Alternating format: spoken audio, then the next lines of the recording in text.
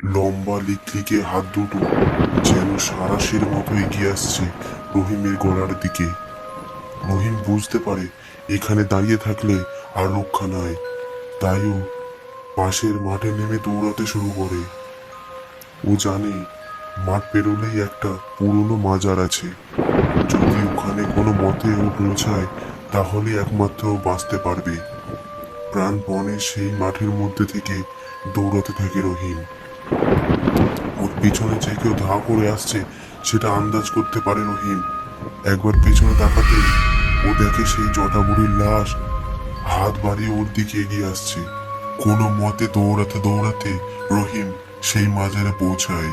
মাজারের দরজা খোলা, দরজা ঠেলে ভেতরে ঢুকে দরজা বন্ধ করে দেয় রহিম। কে কে এলি? কে তুই? হাঁপাতে হাঁপাতে রহিম তাকাতে দেখে একজন পীর বাবা মায়া জড়ানো চোখে রহিমের দিকে তাকিয়ে আছে তিনি।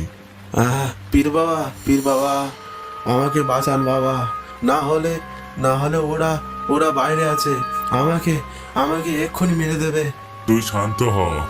কিছু সময় আগে যখন প্রদীপটা কেঁপে নেমে গিয়েছিল তখনই আমি বুঝতে পেরেছিলাম কোনো অশুভ কিছু হতে চলেছে। ঠিক কি হয়েছিল আমাকে খুলে বলতো। রহিম এরপর এক নিঃশ্বাসে ওর সঙ্গে ঘটা সব কথা পীর বাবাকে জানায়। দাঁড়া দাঁড়া, আমি দেখছি, দাঁড়া। পীর বাবা রহিমের সব কথা শুনে দরজার দিকে এগিয়ে যান। না, না বাবা, না বাবা, আপনি এ দরজা খুলবেন না। ও ও ওরা ওরা আমাকে ছাড়বে না, ওরা আমাকে ছাড়বে না। তুই যখন আমার ঘরে এসেছিস তখন তোর কেউ ক্ষতি করতে পারবে না, তুই শান্ত হ। এই বলে দরজা খোলে পীর বাবা। রহিম তখন তার পিছনে দাঁড়িয়ে। দরজা দিয়ে দেখা যায় দরজা থেকে কিছু দূর দাঁড়িয়ে সে ভয়ঙ্কর দেখতে লাশ আর সেই কালো চেহারাগুলো। ওরা যেন চাইছে দরজার ভিতর আসার, কিন্তু কোনো অদৃশ্য শক্তি তাদের আটকে দিচ্ছে। ওকে বাইরে বার করে দে, না হলে তোকে গুনতে ছাড়বো না। ও আজকে আর বাঁচবে না। কি হলো? বের করে দে, বের করে দে ওকে বাইরে। একদম চুপ, ওখানে থাক। আমার ঘরের সামনে এসে সে ওকে মারার কথা বলছিস? তোর এত সাহস? ওর কিছু হবে না। এই বলে দরজা বন্ধ করে দেন পীর বাবা। বাইরে তখন বিকট আওয়াজ চিৎকার করে চলেছে।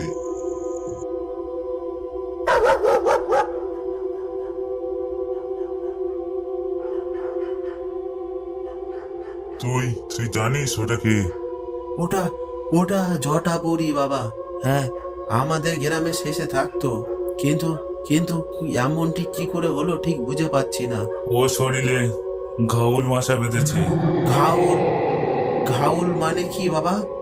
ঘাউল মানে কি? ঘাউল এক পিশাচ। ওই বুড়ি নিশ্চয় পিশাচের সাধনা করত, আর যারা পিশাচের সাধনা করে তারা মারা গেলে ওই দেহ পিশাচের হয়ে যায়। পিশাচ কিছুতেই ওই দেহ পোড়াতে দেয় না। আর পেছনে যে কালো ছায়া দেখছিস ওরাও পিশাচ, তবে ওরা ঘাউলের মতো অত শক্তিশালী না। তাহলে তাহলে গ্রামের সবাই ঠিকই বলতো, আর আমিও আন্দাজ করেছিলাম ওই ওই বুড়ি, ওই জটা বুড়ি আত্মাদের ডাকতো। কিন্তু কিন্তু বাবা, ও আমাকে মারতে চাইছে কেন? আমি তো ওর কোনো ক্ষতি করিনি। না, তুই ওর কোনো ক্ষতি করিসনি, কিন্তু যেহেতু তুই ওকে পোড়াতে নিয়ে যাচ্ছিস তাই তাই ও তোকে ছাড়তে চাইছে না। তাহলে তাহলে কি হয় বাবা? আমি আমি কি আর বাঁচবো না? কে বলেছে তুই বাঁচবি না? তুই আমার কাছে এসেছিস, কেউ তোর কোনো ক্ষতি করতে পারবে না। তোর কোনো ভয় নেই, আমি সব ব্যবস্থা করছি। তবে আজ রাতটা তুই এখানেই থাক, কাল সকাল হতে না হতেই আমি একটা ব্যবস্থা করে দেব। দরজার বাইরে তখন আর কোনো আওয়াজ আসছে না। কিছু সময় পর রহিম দরজার ভেতরে ঘুমিয়ে পড়ে। পরের দিন সকালে রহিমের যখন ঘুম ভাঙে তখনও দেখে পীর বাবা নেই। অনেক খুঁজেও রহিম পীর বাবাকে দেখতে পায় না। বাইরে ওর ভ্যানটা তেমনই দাঁড় করানো। রোদ ঝলমলে সকাল যেন আগের রাতের সব অন্ধকার কেড়ে নিয়েছে। দরগা থেকে বেরিয়ে ধীরে ধীরে ভ্যান নিয়ে বাড়ির পথে এগিয়ে যায় রহিম।